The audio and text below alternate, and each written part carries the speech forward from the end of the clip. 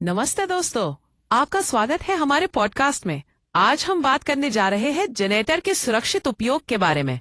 जी हाँ, ये एक बहुत महत्वपूर्ण विषय है। जनरेटर का उपयोग करना आसान है, लेकिन सुरक्षा नियमों का पालन करना उतना ही जरूरी है। तो चलिए हम उन 10 सुरक्षा नियमों पर चर्चा करते हैं जिनका पालन करना चाहिए।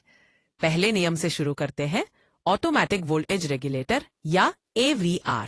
बिल्कुल, AVR जनरेटर के आउटपुट वोल्टेज को स्थिर रखने में मदद करता है। यह उपकरणों जैसे कंप्यूटर और AC को नुकसान से बचाता है। यह तो बहुत उपयोगी है। अगला नियम है ऑटोमेटिक लो वोल्टेज और ओवर वोल्टेज प्रोटेक्शन। यह कैसे काम करता है? अगर वोल्टेज बहुत कम या बहुत ज्यादा हो जाता है तो जनरेटर अपने आप बंद हो जाता है। यह जनरेटर और उससे जुड़े उपकरणों को सुरक्षित रखता है। यह सुनकर अच्छा लगा। अगला नियम है ओवरलोड प्रोटेक्शन।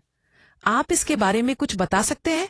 अगर जनरेटर की क्षमता से अधिक लोड चलाया जाता है तो ये सिस्टम जनरेटर को बंद कर देता है या सर्किट ब्रेकर ट्रिप कर जाता है।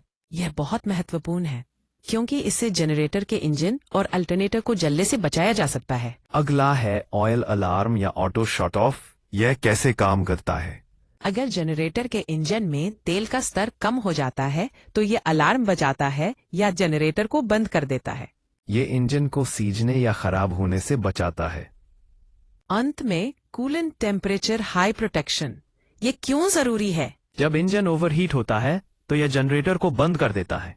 इससे इंजन के पुर्जों को टूट फूट और स्थायी क्षति से बचाया जा सकता है। तो दोस्तों, आज हमने जनरेटर की सुरक्षा के बारे में कुछ महत्वपूर्ण बातें साझा की। याद रखें, सुरक्षा हमेशा पहले आती है। 5.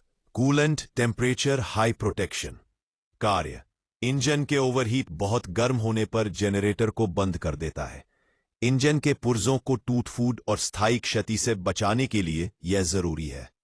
कार्य: जनरेटर के ईंधन टैंक और पाइपलाइन में किसी भी तरह का रिसाव नहीं होना चाहिए। ईंधन रिसाव आग का बहुत बड़ा कारण बन सकता है। नियमित जांच जरूरी है। Earthing, earthing, grounding. कार्य: जनरेटर और उसके मेन पैनल को सही तरीके से अर्थ ग्राउंड करना बेहद जरूरी है। इससे करंट लगने इलेक्ट्रिक शॉक का खतरा कम हो जाता है। 8. Circuit breaker MCB। यह एक मैनुअल स्विच की तरह होता है जो लोड को कंट्रोल करता है। शॉर्ट सर्किट या ओवरलोड होने पर यह स्वतः बंद हो जाता है और बिजली की आपूर्ति रोक देता है। Noise and exhaust fumes. कार्य: जनरेटर को हमेशा खुले और हवादार स्थान पर रखें। इसकी निकास पाइप से निकलने वाली जहरीली गैसें, कार्बन मोनोऑक्साइड, घर के अंदर नहीं आनी चाहिए। यह जानलेवा है। 10. नियमित रखरखाव रेगुलर मेंटेनेंस। कार्य: यह एक सक्रिय सुरक्षा उपाय है।